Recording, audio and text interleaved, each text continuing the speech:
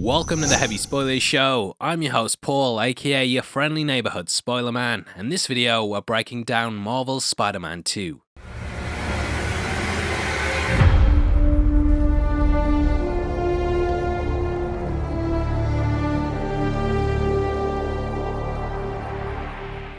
Marvel's Spider-Man 2 really makes you feel like Spider-Man, and I can't wait to talk about everything going on with it. We've been going through the PS5 game at breakneck speed like Gwen Stacy, cause this thing's been living in our head rent-free like Mr. Dickovich's #1 tenant. Give me rent. Throughout this video, we'll be talking about the major plot points in the game, and also discussing the ending and where it could be going. Heavy spoilers ahead, so if you don't want anything ruined, then don't click in an explain video. Smash the thumbs up button, hit the subscribe, do all that stuff, and join the Spoiler Society. With out of the way, a huge thank you for clicking this. Now let's get into Marvel's Spider-Man 2. What are you writing?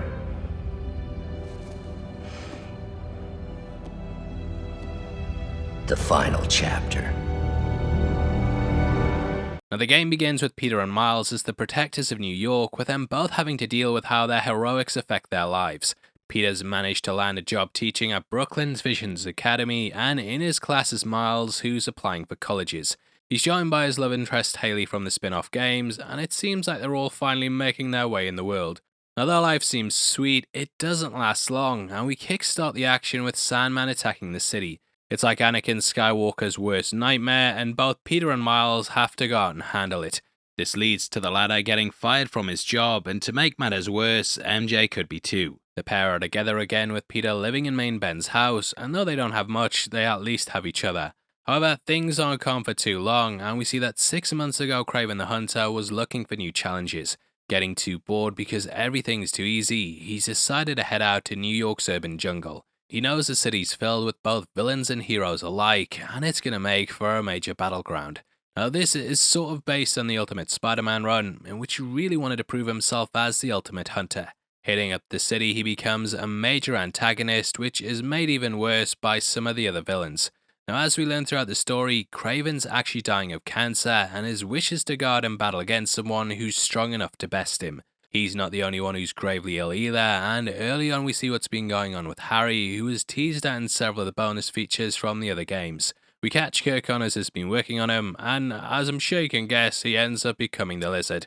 Venom has also been helping heal Harry too, which is of course something that the other games alluded to. Venom ends up killing Kraven and basically becoming a major threat in the city that all ramps up towards the game's ending.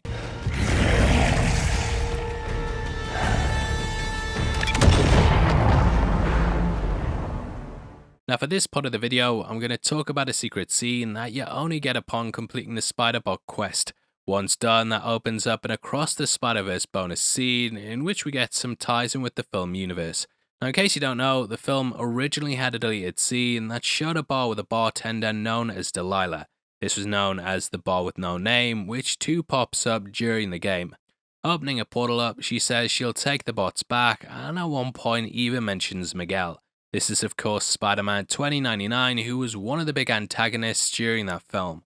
I'd absolutely love it if the game tied in with that, and as we know, the Spider-Man from this universe also featured in the film. Potentially in Spider-Man 3 we might even get some crossover characters with them coming to this world to help sort it out. Also, the Spider-Bots in general may be a reference to Superior Spider-Man, with him inventing the technology when he was in the role. Now we will talk about some other spiders popping up later, but that bonus scene could tease what's going on. I'll save that for later though, and we watch as Peter wrestles with the symbiote taking control over him. As always, this makes him turn to the dark side, but it's a connection to Harry that really shakes things up. In the PlayStation universe, we've not had a Green Goblin, and shifting Venom to Harry ramps up the stakes. MJ2 gets taken by it as well, and at one point she becomes the villain's Scream. Now this is because Venom's been giving symbiotes to people in the city, and it leads to a big boss battle with her. I'm pretty sure it never attached to MJ in the comics, but the shifting to a more personal setting really hits home. Now in the end, the heroes destroy the meteorite that brought Venom in, which takes out the symbiote, but in doing this it harms Harry. Harry's death was also a big thing in the comics too, with him becoming the Green Goblin and one of Spidey's big villains. Now Miles was actually given new powers by Martin Lee, and this allows him to revive the character, which is when he's sent to hospital. His father Norman blames the heroes for his poor health, and we see he's taken home and put in a hospital bed. There are traces of brain activity, but he's basically a vegetable, and there's very little chance the character's gonna come back. But he probably will. Spoiler alert. Now, though Peter and MJ have been looking out for him, his dad's still desperate to heal his son, and he's never gonna accept that his child is gonna die. Wearing a green jacket, this kinda shows what direction he's gonna be going in, and Norman grabs Harry's cane and starts using it to smash things like the like button. This leads to Peter and MJ clearing out, and then Norman makes a call and says, "Get the G serum ready." This clearly highlights what's going to be happening in the next game, and this will likely lead to the debut of the Green Goblin. This will finally bring Spidey's big bad into the limelight, and I'm surprised they managed to hold him off for that long. When you think about it, we're going to be 4 games deep at that point, and yeah, leaving the Green Goblin until then, hats off to them. Now, in case you don't know, the G serum gave Norman improved strength, but it's also something that caused him to go insane. This, coupled with his anger and grief, is going to make for a highly unstable villain, and he's now ready to do whatever he can to get revenge on the Spideys. Now, it's possible that the G serum could also be used to heal Harry too, as in the comics, like we said, he was also the Green Goblin.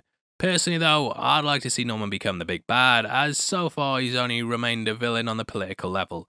So yeah, I think he'll be the one that takes the serum, and this will give him the powers to fight the spiders. To make matters worse, he's also started reaching out to other villains, which then takes us into that post-credit scene.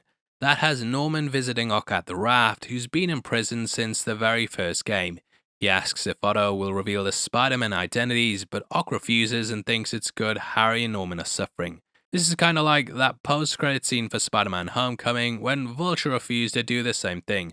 Lucky for him, well, unlucky for him, he's now out there in the Morbius universe. However, things aren't over with Ock, and we discover he's writing something known as the final chapter. Now, I'm guessing that the next one's going to be the final one in the trilogy, and it could potentially link in with a possible comic book. Shoutouts to IGN for breaking down both comic books that carry the name Final Chapter, and I'm guessing that they're going to take inspiration from both. The first is the Amazing Spider-Man 33 from 1965, which I'm sure you'll instantly recognize the cover of. It's absolutely iconic, and in this story we see Peter getting trapped under some rubble. Whole thing is about him basically persevering in order to get himself out, which is something that we may see happening in the next game. There have been moments like this laced throughout the game series so far, but I'm excited to see if that pops up down the line. Now, the second final chapter is centered around the Green Goblin, who initiates a ritual known as the Gathering of the Five. This itself has 5 relics, which give 5 people certain outcomes. There's power, knowledge, immortality, insanity, and death, which each of the 5 in it basically are gambling their fates on. Norman believed that he got power, when in the end we learn that he once more got insanity. Knowledge also seemed like it was madness, and there were some nice twists that happened along the way. Now, they may call it Spider-Man 3 the final chapter, or they could head into another direction. Now, personally, I believe we'll get another Miles game in between that sort of acts as an expansion like what came before. Why do you say that, Paul? Well, let's look at what happens at the end and kind of discuss where things could be going. So we close out with MJ starting up a podcast, and hey, stay off me patch, yeah? Also, me and Greg from Real Rejects run a podcast called Across the Spoilerverse, where we talk movie news, give reviews, and just life in general. It's on Spotify, Amazon, and YouTube too, so please keep an eye out for that, and yeah, I hope you guys are enjoying it. Anyway, we end with Miles and Haley talking about how he's trying to live up to his father. What we learn is that Peter's taking some time out to be Peter, and Miles is now going to be the one looking after the city.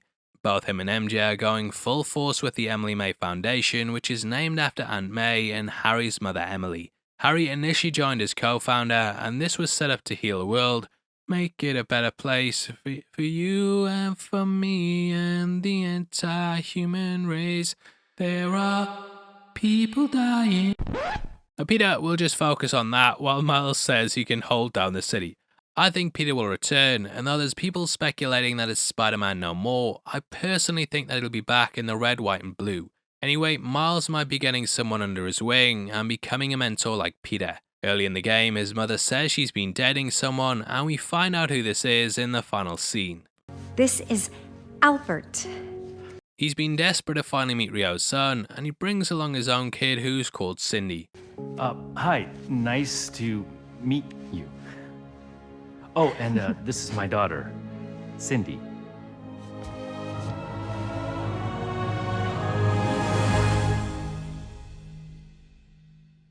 instant cut to black. Obviously she's important, and in case you don't know, this is Cindy Moon. Cindy Moon is none other than Silk, a major hero from the comics that I feel is gonna go under Miles' wing. Now Cindy was bit by an irradiated spider, and as we all know, instant spider powers. Cindy has all the abilities that come with this, along with organic web shooters and a silk scent. I'm not kidding, that's it. It's called a silk scent. Now I can see a spin-off because spiders spin web, fuck's sake. But I can see a spin-off game with Miles now being a mentor to his new friend. I think this will then lead into the main game and set up Ock's release along with the arrival of the Green Goblin. This will then all go down in the third main game, with Peter returning due to how the threat escalates. There's also other villains set up in the game too, with the Chameleon and Carnage both probably becoming bigger players. All in all, there's lots of things coming down the line, and I can't wait to see what happens in the next game. This is really becoming one of the best comic book game series of all time, and it's an incredible story to get through that I hope you've enjoyed us talking about. If you have any other theories, then please drop them below and let me know where you think things will be going next time. Also, huge shout outs to the channel Game Clips where we got the footage from. I left their watermark on the video because I didn't want to just erase it, but thanks to them for collecting all that footage. Now please drop a like on the video, and if you want to support the channel as a member of the Spoiler Society, then please click the join button. You'll get early access to videos every week, and it goes such a long way to helping videos like this get made. If you want to get some heavy spoilers merch, we've also got a t-shirt line located below the video that will let you pick up all kinds of tops like our Theory Time one, House of Dragons stuff, Marvel tees and a lot more. We drop new designs on there all the time too, so definitely keep an eye out, and huge thank you for supporting it. Now if you want something else to watch, we've got some Loki videos on screen right now, so definitely check them out if you're wondering what's happening in the show. Huge thank you to everyone who's been supporting the channel over the last couple of months. It really means a lot, and yeah, thank you so much. With out of the way, I'm Paul, you've been the best, and I'll see you next time. Take care, peace.